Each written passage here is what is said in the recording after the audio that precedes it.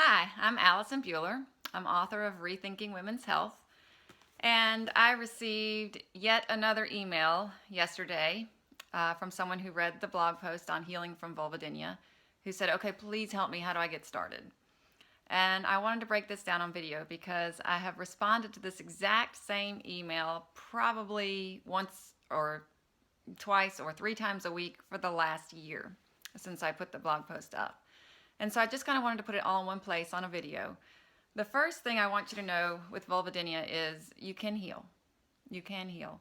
I don't want to say a cure because I do believe, based on all the research for the book, that vulvodynia is probably an autoimmune condition, or at least it mimics one. It acts like one.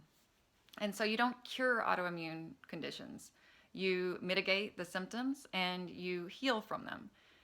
You can live a symptom-free life, and it's possible. The information is not out there. It's just not. And you can find that. I'm sure most of you who are finding this video have been on every chat room, on every blog entry, searching desperately for answers. A lot of you have been to specialists. And the problem is that the clinicians are about 30 years behind the research. And my husband's a doctor. I'm not judging physicians, but it takes about 30 years for clinical research to reach clinicians, to be available in doctors' offices. And so there are some outside the box doctors out there that are providing solutions. The thing you need to know about vulvodynia and any autoimmune condition is it's not single factorial. There's not just one factor that causes it. It's not like you did this, so you have this. It's a barrel effect. Donna Jackson Nakazawa is a person that I would definitely read. She wrote The Autoimmune Epidemic and The Last Best Cure.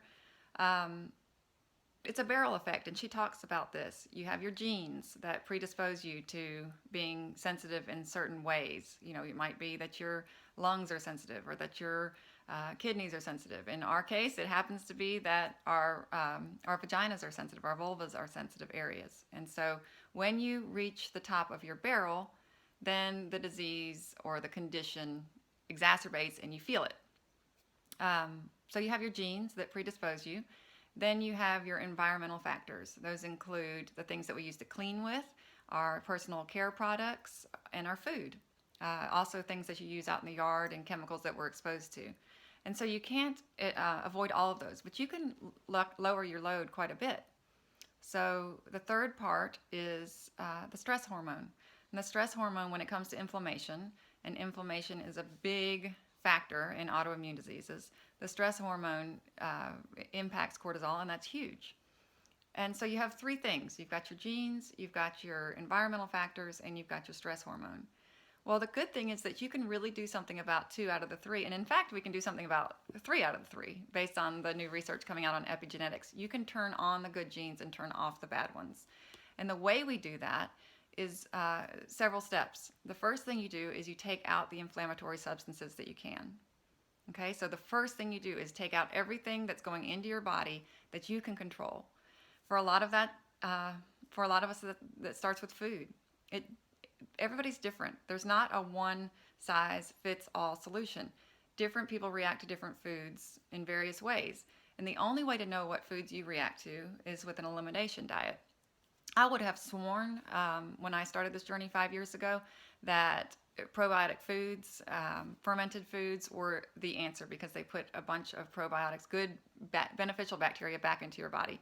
But some women react to those. And so if you do, you're going to have to take a probiotic pill. The only way to know what foods you react to is to do an elimination diet. So that's step one. Find out what foods cause your body to inflame. I would suggest Clean Gut by Dr. Alejandro Junger. He has a really good one. Mark Hyman has a good one, Dr. Mark Hyman. The Walls Protocol, she wrote the intro, the preface to the book, is a really good one. The GAPS diet, Gut and Psychology Syndrome, that's a good one. But you have to do that step in order to find out what your body reacts to. So that's number one, take out the inflammatory foods. Number two, take out all the inflammatory substances you can from your environment. Use the EWG, that's the Environmental Working Group app. It's called Skin Deep, or you can go on their website at ewg.org. Type in any personal care product you use and look at the score. I don't use anything now that's higher, that gets a score higher than a 3. I've found substitutes for everything, to makeup, to shampoo, to soap, to lotion, sunscreen. So I found solutions on that site. It's an independent agency that tests and looks at endocrine disruptors and cancer causers and a lot of things that are not labeled on our personal care products. But our skin is our biggest organ, and so what you're putting on it every day in your shower, through your makeup routine, through your cleansing routines, that's impacting your body. And if you're putting inflammatory substances on your biggest organ, you're going to see that. The second thing they do test for is our household cleaning products. So you can put in any cleaning product that you use and find a better alternative. So lower your load, lower your barrel with your food intake and the environmental factors you can control. You can't control everything. You can't control what's going on out in the environment. You can't control all the flame retardants that they put in our carpets and our furniture. But you can lower your load quite a bit. And the second step is to add in beneficial bacteria. We are wiping out our good bacteria with all the antibiotics that we take. If you were not breastfed, if you were a C-section baby, if you had a C-section baby, they missed that flush of good beneficial flora coming through the vaginal canal, and they didn't get that. If you weren't breastfed, then you did not get a lot of the good bacteria that we need. Put on top of that all the antibiotics, antifungals, anti-everything that we take. We have wiped out the bad stuff, but we've wiped out the good stuff too.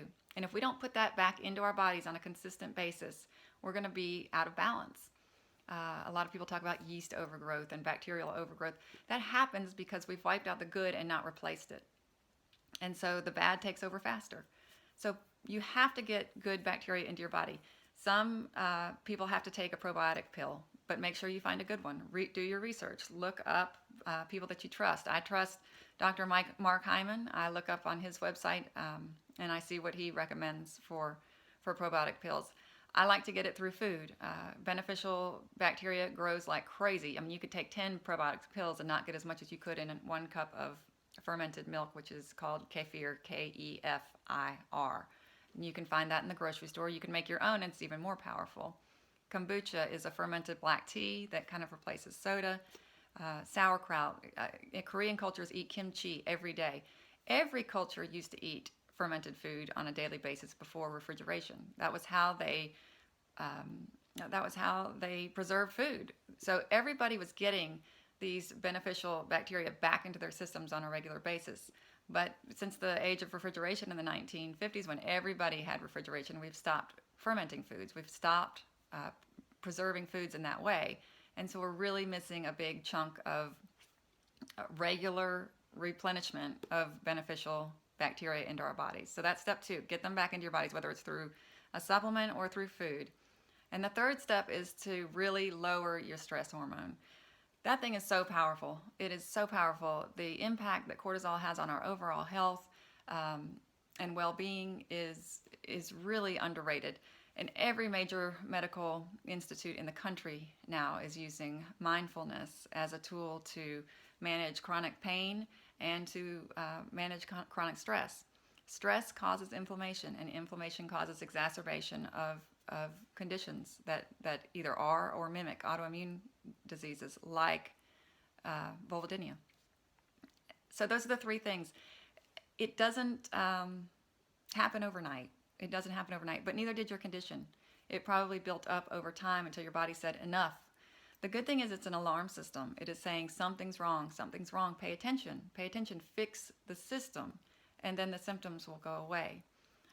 It's a lifestyle change, and I know that most of us don't want to hear that. We want a quick fix, we want a pill, we want a surgery. I don't generally see that is all that effective. When I interviewed over 500 women for the book on rethinking women's health, I was looking for the outliers. I was looking for the women who were completely symptom-free, who had a successful life. Not just a little bit better, but completely symptom-free. And that happened 3 ways. It was a major diet, lifestyle overhaul. It was through mind-body work. So really dealing with the stress hormone and retraining the brain around pain, that was a possibility. And Lorraine Feindrich is kind of the guru on that one. And occasionally it would happen through a surgery, like several women were healed through surgery. But the majority of women were really healed through a major lifestyle change. And that sounds hard and that sounds daunting, but isn't vulvodynia hard? Isn't it daunting? Doesn't it take over your life? And so putting a positive spin on, you are in charge of what your life looks like. You are in charge of your health. It takes just as much effort in a positive direction as fighting off a debilitating condition does. And so you can do this. You can do this. So again, 3 steps. Take out all the inflammatory things that you can, including your diet and the chemicals that are coming into your system, and put in beneficial bacteria into your system, either through food or through a probiotic pill. And the third thing is lower that stress hormone. There are dozens and dozens of, hundreds of guided meditations. I thought guided meditation was a huge waste of time. I thought I could be doing something productive. It turns out it was probably one of the most well-spent 15 minutes of my day, and still is. And I feel it if I miss it for a while. I can notice the stress levels rising. But I don't ever want that condition to come back. I have been free of that condition for about 15 years, or not 15 years, 5 years. I had it for about 15. And there's nothing I would trade. There is no 15 minutes on the floor, no giving up gluten, no giving up sugar that I would ever trade for that condition to come back. You can heal. It's a process, it's a commitment, it's a lifestyle change, but you can do it. Good luck.